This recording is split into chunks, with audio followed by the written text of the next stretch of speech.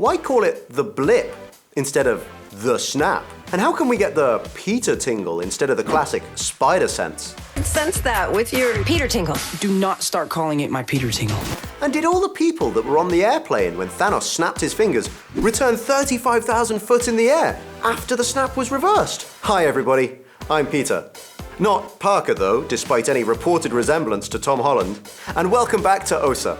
Today we're going to review the biggest fan theories and unanswered questions from the movie Spider-Man Far From Home. Very obviously, set your spider senses for spoiler alerts. And don't forget to subscribe and click the bell to remain updated with all our awesome OSSA videos. Question number 1, the airplane theory. After the scene in Spider-Man Far From Home, where a marching band and a basketball team collided in the same hall after people were brought back after the blip, many fans asked, did everyone return to the same place they were in when they were turned to dust? Because for airplane travelers, for example, it would mean a fall from a height of 35,000 feet or more, and well, a slightly more permanent death. Chris McKenna, the writer of Spider-Man Far From Home, claims that such accidents didn't happen. During his snap, Bruce Banner made sure to think that everyone was safe when returning back from the ashes. After all, neither marching band nor basketball team were hurt.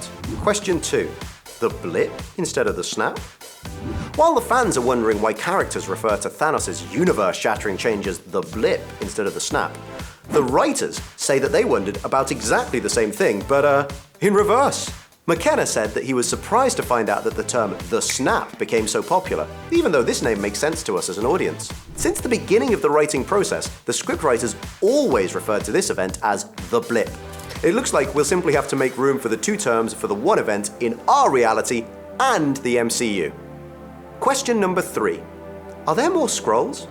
After one of the post-credit scenes made it clear that Nick Fury and Maria Hill had actually been replaced by scrolls in Far From Home, the fans began to wonder, are there more scrolls that replaced heroes or public figures to stop humanity from panicking? According to Eric Summers, one of the Far From Home scriptwriters, that certainly is possible. Yet, nothing specific has been written so far, so the possibilities are endless, really. 2 questions for the price of 1. Questions number 4 and 5. Failed expectations.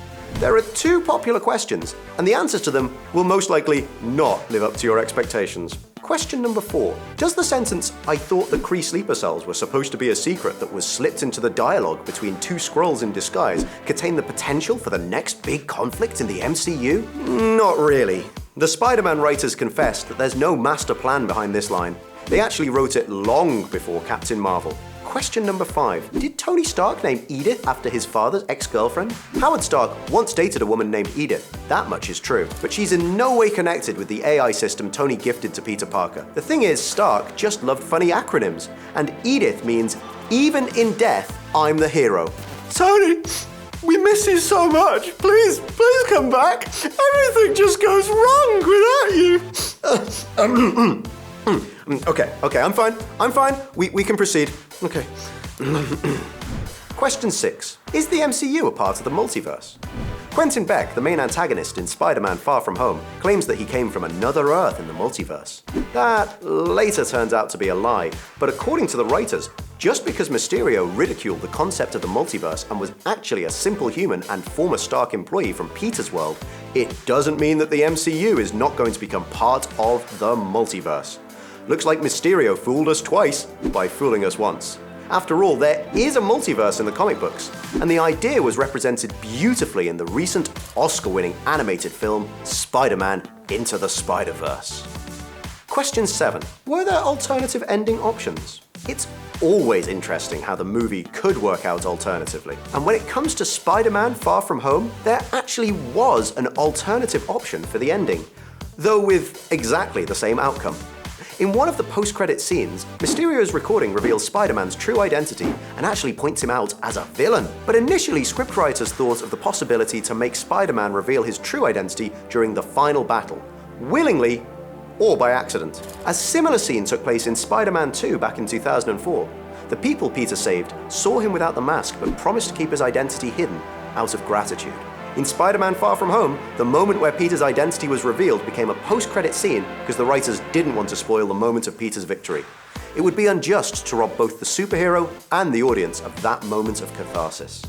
Question number 8. What might be in store for us in the next Spider-Man movie? With Peter's identity revealed and him being labeled as a villain, we might expect some interesting consequences in the following movies, as well as some table-turning twists. Since Homecoming, Spider-Man fans expected the Sinister Six to appear, and this group of villains just might assemble in the third Spider-Man movie with Tom Holland.